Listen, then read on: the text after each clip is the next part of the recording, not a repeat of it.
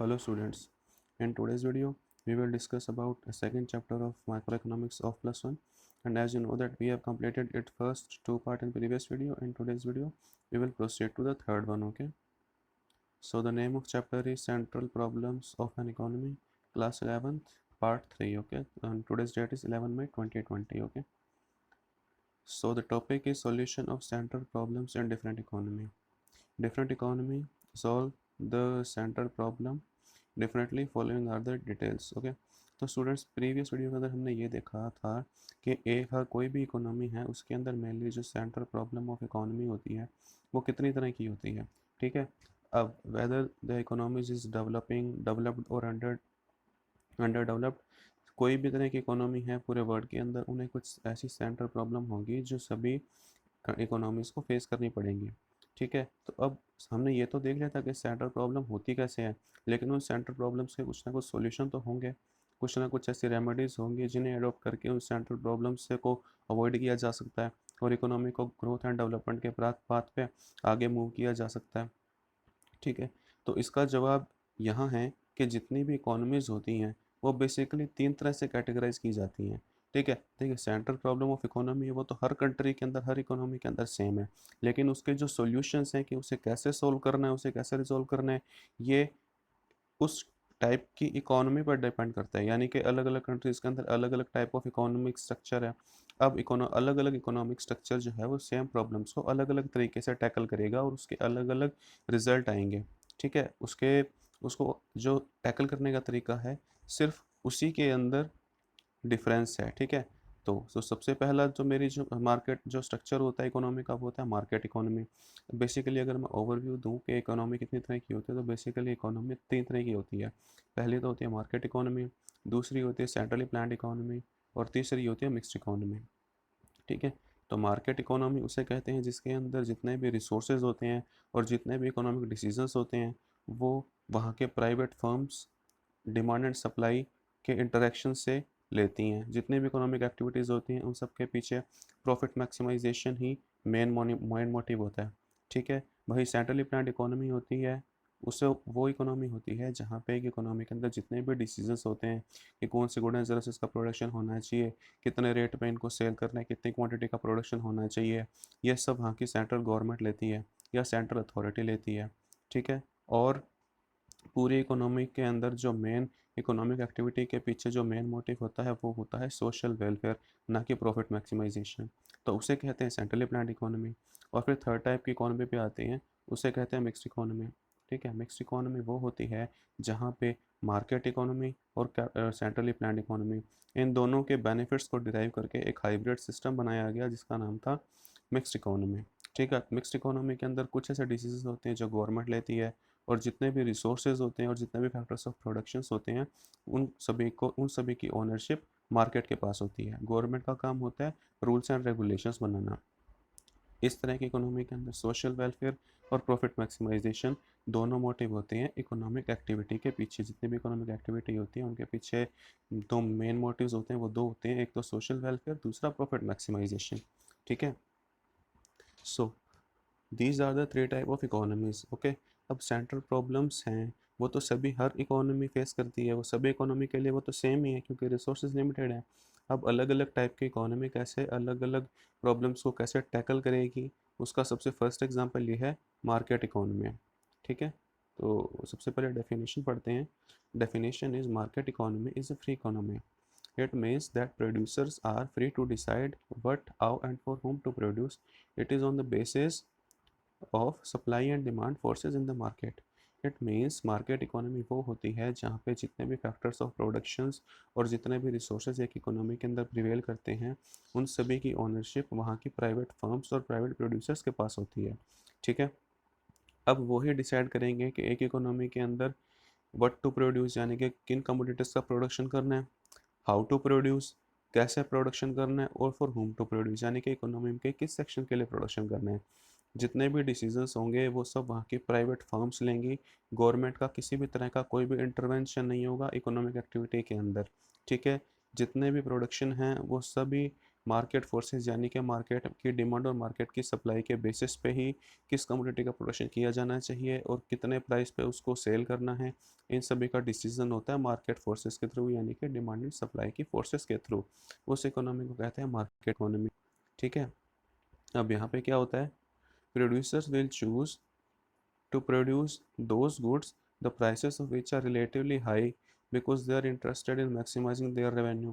अब यहाँ पे what to produce का क्या आंसर होगा, देखिए what to produce का आंसर होता है कि एक इकोनॉमी के अंदर कौन से गुड्स एंड सर्विसेज का प्रोडक्शन किया जाना चाहिए। मार्केट इकोनॉमी के अंदर क्या होगा, मार्केट इकोनॉमी में उन गुड्स एंड सर्विसेज का प्रोडक्शन होगा जिसका रेवेन्यू मार्केट में सबसे ज़्यादा अर्न हो, यानी कि जिसके प्राइस मैक्सिमम हो और जिससे प्रोड्यूसर को मैक्सिमम प्रॉफिट हो। तो व्हाट टू प्रोड्यूस का तो यहाँ पे आंसर वो होता है कि जिस कमोडिटी के प्रोडक्शन में प्रोड्यूसर्स को मैक्सिमम प्रॉफिट अर्न होता है, प्रोड्यूसर उन्हीं गुड एंड सर्विसेज का प्रोडक्शन करेगा। ठीक है, and they will adopt that technique of production which prefer to use those inputs the prices of which are relatively low। अब what to produce का तो आंसर मिल गया, how to produce था कि which technique of production should be opted by producer। So in market economy those technique will adopted which will cost lesser to the producers, यानी कि उन techniques का production, उन टेक्निक्स को opt किया जाएगा प्रोडक्शन की प्रोसेस के अंदर जिसकी कॉस्ट बहुत ही कम हो, यानी कि मैन्युफैक्चरिंग में प्रोसेसिंग की पूरी प्रोसेस के अंदर जिसकी कॉस्ट सबसे लीस्ट हो उसका यहाँ पे यूज़ किया जाएगा। ठीक है, and they will produce good and services for those customer, sorry students एक स्पेलिंग मिस्टेक थी, they are interested in minimizing their cost of production, they will produce good and services for those customers who are willing to offer them maximum possible price because they are interested in maximizing their profit। in this type of economy producers will produce those type of customer who will able to give maximum price for their produced goods and services। यानी कि जब बात आएगी for home to produce की problem की, तो इस type की इकोनॉमी के अंदर प्रोड्यूसर्स सोसाइटी के उस सेक्शन के लिए अपना गुड एंड सर्विस का प्रोडक्शन करेंगे जो मैक्सिमम प्राइस दे सकें, जो मैक्सिमम प्राइस देने के लिए तैयार हो और जिनके पास कैपेसिटी हो कि जो गुड्स एंड सर्विसेज को परचेज करने के लिए मैक्सिमम प्राइस दे सकें। अब इनसे क्या होगा, देखिए व्हाट टू प्रोड्यूस के अंदर तो उन कमोडिटी का प्रोडक्शन करना है जिनकी मार्केट में डिमांड ज़्यादा हो और जो मार्केट के अंदर रिलेटिवली हायर प्राइसेस पे सेल होती हैं।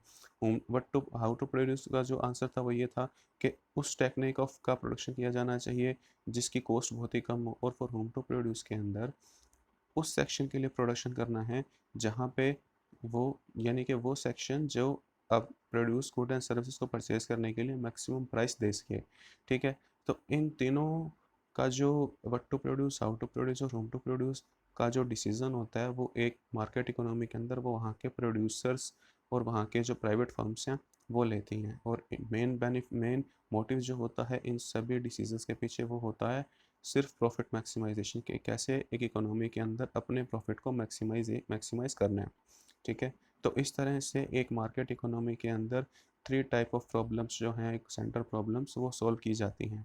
ठीक है, now we will move on to the second type of economy that is centrally planned economy.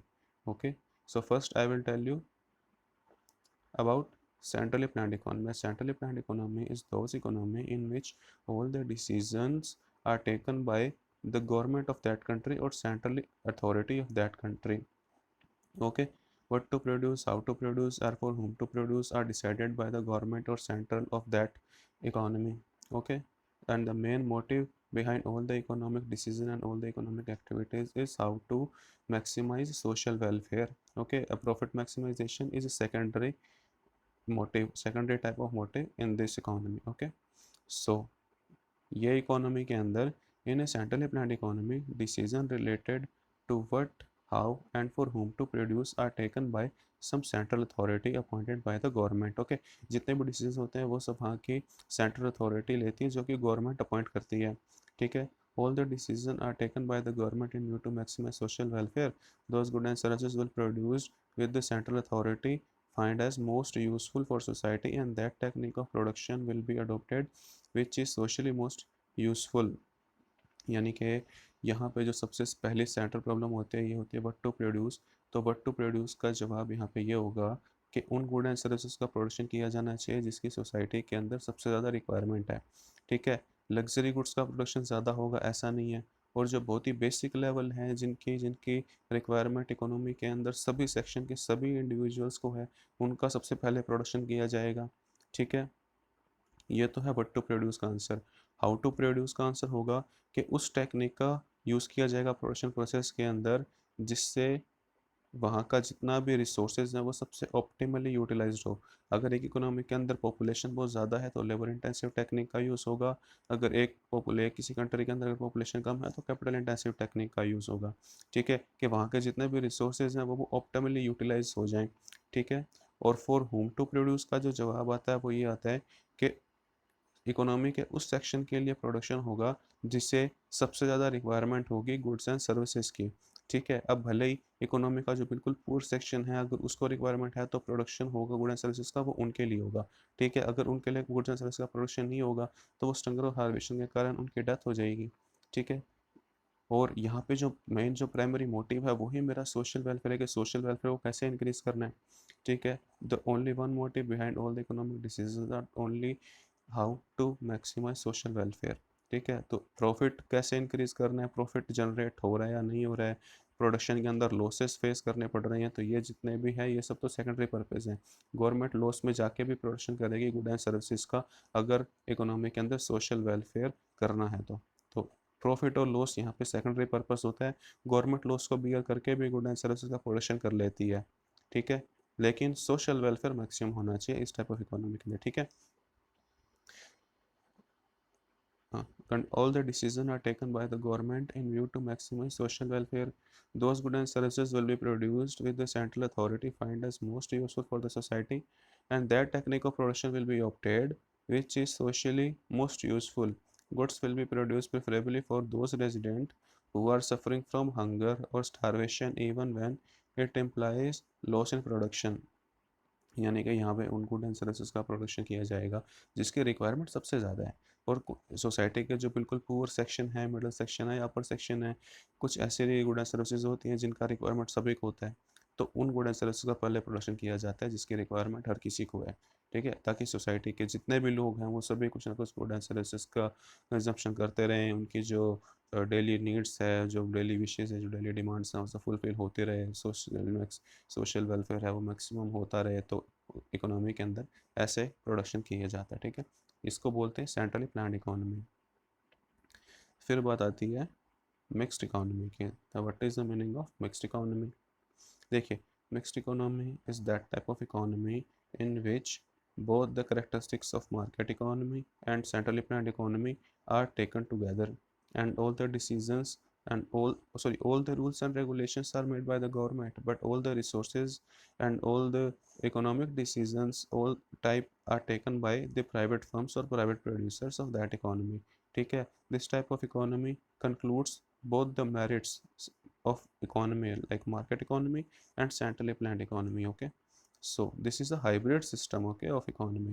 So mixed economy combine the merit and avoid the demerit of market and centrally planned economy। यानी कि ये वो economy है जिसके अंदर market और central plan economy के demerits को अवॉइड करके उनके मेरिट्स को लेके एक सिस्टम बनाया गया। ठीक है, अब यहाँ पे centrally planned economy decisions regarding how and for whom to produce are taken on the basis of market forces as well as on the basis of social concentration in certain areas of production। यानी कि यहाँ पे जितने भी economic decisions होते हैं वो central government plus वहाँ का मार्केट स्ट्रक्चर दोनों आपस में मिलके डिसीजंस लेते हैं इकोनॉमिक एक्टिविटी के पीछे, और इकोनॉमिक प्रॉब्लम को कैसे सॉर्ट आउट किया जाना चाहिए इन दोनों प्रॉब्लम को टैकल करने के लिए वहाँ की गवर्नमेंट और वहाँ का प्राइवेट सेक्टर दोनों म्यूचुअली कंसर्न से सब अपना रोल प्ले करते हैं। ठीक है, basis of social concentration in certain areas of production, producers are free to take their decision with a view to maximizing profit in certain areas. कुछ ऐसे एरियाज़ होते हैं जहाँ पे तो वहाँ के जो प्राइवेट प्रोड्यूसर्स होते हैं वो फ्री होते हैं डिसीज़न लेने के लिए, यानी कि जो डिसीज़न उनको सबसे ऑप्टिमम बेटर लगता है वो डिसीज़न लिया जाता है। ठीक है, with a view to maximize profit in certain areas, कि वहाँ पे कुछ डिसीजंस होंगे जो गवर्नमेंट लेगी, गवर्नमेंट जो डिसीजन लेगी उनके पीछे जो प्रॉफिट में जो बेसिक मोटिव होगा वो होगा सोशल वेलफेयर को मैक्सिमम करना, और कुछ ऐसे डिसीजन होंगे जो प्राइवेट फार्म्स लेंगे जिनके पीछे मोटिव होगा प्रॉफिट को मैक्सिमम करना, ठीक है। So maximising profit in certain other areas decision are taken entirely on the basis of social consideration. कुछ डिसीजंस होंगे जो गवर्नमेंट लेगी और कुछ डिसीजन होंगे जो वहाँ का प्राइवेट स्ट्रक्चर लेगा, ठीक है। तो इस तरह की इकोनॉमी के अंदर what to produce, how to produce और टू प्रोड्यूस की जो प्रॉब्लम्स होती हैं वो म्यूचुअली गवर्नमेंट प्लस वहाँ की प्राइवेट फर्म्स आपस में मिल के लेती हैं जितने भी डिसीजंस होते हैं, ठीक है। तो so in today's video we have discussed about how the central problem of an economy are sorted out in different type of economy, namely market economy, central planned economy and mixed economy, okay. So you studied about the central problem of economy which is faced by every economy, and what are their solution is dependent on the type of economy which is prevailing in a country. So okay, so what are the problems and how they will be resolved, and different type of economy we have seen in this video, okay. So students, in this video आज के लिए इतना ही। हमारा जो next जो point होगा इस chapter का वो हम हमारे नेक्स्ट वीडियो में, कल की वीडियो के अंदर देखेंगे। Till that thank you and have a nice day, and if you have any kind of question and any kind of doubt, feel free to ask me in my comment box. I will definitely answer it, okay. So okay students, thank you and have a nice day.